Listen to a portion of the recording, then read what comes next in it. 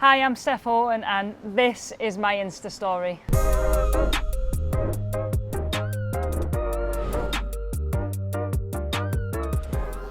This first one is after we qualified for the World Cup in 2019. Normally it's Jill carrying me, but I'm carrying Jill. So, no, I mean, obviously you can tell by the picture it meant a lot. There's a lot of pressure on us to qualify, especially against Wales, and just a little bit of information on the caption. Obviously a coffee crew, me and Jill, best mates, always going coffee together. Now she owns a coffee shop. You can thank us later, Jill. And the hashtag what's the schedule is because without a doubt every day at Man City or England, Jill Scott is asking me what the schedule is and where she should be. This was from the last FA Cup final, which unfortunately we couldn't play in front of fans, which was a bit weird at Wembley. I love playing for Manchester City. I'm proud to be captain and to lead the girls out, but obviously the fact that our family and friends couldn't be there, and I know how much they travel to watch me and the team play, we actually did really miss them, so that one was for them. This one is probably one of my favourite ever Man City pictures, mainly because it was the first time we'd won the league. To have the celebration at our home ground, and Man City always kind of go that one step extra, so that's the reason I moved to the club for. And yeah, I think it was just such a wow moment, and kind of all the work that we put in behind the scenes kind of came to the forefront that season. We were actually unbelievable in terms of not conceding, and we scored a lot and won a lot as well. This one is my MBE picture. For one, I never ever thought I would ever receive an MBE. It's a surprise. I actually nearly missed going because I didn't actually get the letter. It went to the wrong address, and the club had to phone us to say, actually, do you want it? And I had half an hour to respond. But yeah, I think to be able to get something and get recognised for contribution to women's football is a special moment, and to be able to take my mum and dad, my brother, my grandma and my husband there was, yeah, it was probably a day that I'll never forget. Yeah, this day was pretty special. I think to experience another Olympic Games will be an amazing opportunity with all the girls to go to Tokyo. But yeah, every time you get that call up, whether it's an email, a phone call or a conversation, I think to be able to represent Team GB, it's going to be something special, and I just can't wait to get out there. Actually, this one, I've actually had this photo painted, which is pretty cool. So I actually made it to the 100 Club Centurion for England, which at times I was thinking I'm never ever going to get there, but I think this day, I think all the staff and all my teammates and the fans made this such an amazing day at Rotherham against Sweden, and had so many amazing messages from people that have played a massive part in my career. And like I said before with the MBE picture, these are the people that mean the most to us. I think to have the likes of my grandma there that absolutely loves bragging about us, my brother who's proud as punch, my mum and dad who go to every single game, and obviously Stephen there. They're the biggest influences on my career over the 100 times I've played, and hopefully for many more. Yeah, picture of me and my husband on our wedding day.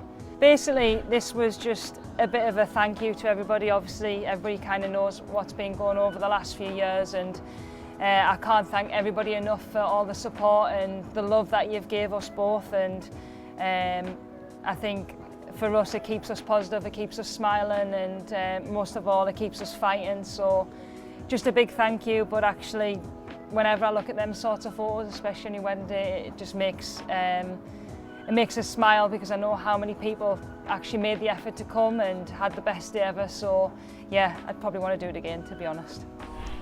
Oh God, what is this photo?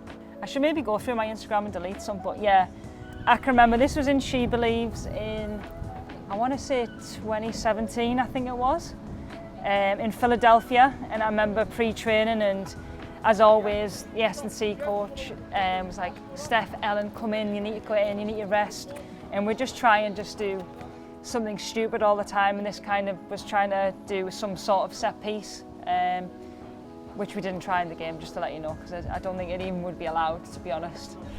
Right, okay, one of my best ever days in football. If we're going to talk about football in this country and how it's progressed, I think this was a lot down to this group and the tournament that we had here. I think For us going to Canada, there was no expectation on us to kind of go and do anything, and I think you can tell by the photo that we are so happy just to be able to get a medal, a bronze medal, and create that little bit of history. But I know behind these smiles was a lot of tired legs, and yeah, I think for me that team and that squad and the togetherness that we had was definitely something special. And if I could relive one tournament again, it would definitely be that one. Mr. Wayne Rooney. We had a game at Wembley against Germany, our first ever game for England, and I went to SGP just to kind of promote and do some media interviews, and managed to get a little bit of a chat with Wayne, really, so it was pretty cool. He was captain at the time, and yeah, he was so humble and down to earth, and obviously very supportive of the women's game as well. God, we're going old school with these Instagrams, aren't we?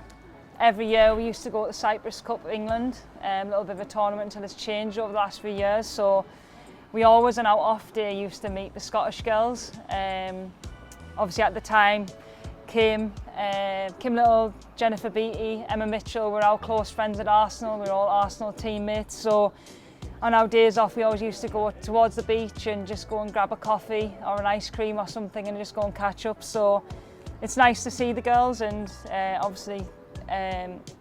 you obviously make friends for life, really, so it was nice just to be able to catch up with them on the beach. First of all, what is my hair doing? Why did nobody tell us about my haircut? So this was the England Player of the Year awards, and at the time I was fortunate enough to win England Player of the Year. I think that might have been 2012 maybe. And Jordan Henderson won Under 21 Player of the Year, so obviously speak to Jordan now, and his career has been phenomenal, whether that's with England or Liverpool, and I think it's so nice to see a couple of players from Sunderland not doing too bad for the country. Right, everybody keeps asking us about the Olympics in 2012, and I can't actually put into words what it was like. And this day, the Olympic parade after the Olympics was, so basically all got put on different buses on the top, and you're with different athletes. Obviously all the women's football are on one, and you're just going through the streets of London, basically waving at as many fans as you possibly can. But I don't know, just the atmosphere of being a part of the home Olympics and being a part of Team GB that day was just super special. And to finish up at Buckingham Palace as well, that kind of just rounded everything off. I think the whole of 2012 and that tournament was unbelievable, and anybody that was a part of it, and including fans as well, just remembers all the good things that Team GB did, and hopefully we can have that same effect this year. As you can tell, trying to be like Usain Bolt, I'm not as quick as him. In the mornings, obviously after the tournament, you could get like random tickets to kind of go to different events, and I think me, Ellen, Kim, maybe Jill, I think were a bit fortunate enough to go and see one of Usain Bolt's heats, which at the Olympic Stadium, first time ever been there, and just to be able to walk around and go and watch him was just absolutely incredible. So being a proper supporter with the Team GB flag and wearing my kit, I think, trying to do the celebration, yeah, it was a good race actually, to be honest, and to see someone like him who's an absolute superstar in athletics was yeah, something to remember. Yeah, what an absolute legend, Dame Kelly Holmes. I think obviously everybody knows about her in terms of what she went through to be the athlete that she is, and how hard she worked to actually be in the position and to be someone that everybody could look up to. I think we all kind of were inspired by her. I think we had a talk from her when we all got our Team G selection. We got a pendant with our unique Olympic number on, which was pretty cool. So yeah, to be able to meet someone like her that I've looked up to since I was younger was a special day for not just me, but for the rest of the team. Wow, I don't even have to say anything about this picture. The tournament itself was unbelievable, but to play Brazil at Wembley, I think that was such a watershed moment for women's football. And I mean, I scored in the first 2 minutes, so I actually don't know why I was there. I don't know why I was up there for a corner, but I know it got kind of cleared out of Kaz Carney, and she does a little bit of magic, as she does, because she's an absolute legend, and she puts it in the box, and I actually don't know how I managed to score from there. But yeah, I think just to have over 70,000 people at Wembley, to play the way that we did, and to hear the noise when we scored, and at the final whistle when we finally won, it was, oh, it just gives us goosebumps speaking about it, and just to see how happy the girls were. That was kind of what the standard of football we wanted to play first and foremost, but the fans that we wanted to play in front of and the atmosphere. So yeah, no complaints about that night. My ultimate hero. This day, I remember we went to watch the lads play at Wembley Stadium. We went inside at half time and he was there, and I think we just kind of said, can we just go meet him? Can we go meet him? And he's been so lovely from that moment. I think we were all excited to meet him. As you can tell, everybody's trying to squash onto the photo, but ever since then he's obviously been a big supporter of us. We all know that he came to the Norway game in the World Cup and with his daughter to come and support us, which was amazing. Met us before the hotel, obviously with his links with Phil, kind of helped that, but at the same time he's always wishing us good luck, so it was a dream come true to actually meet your hero. Signing the GB wall.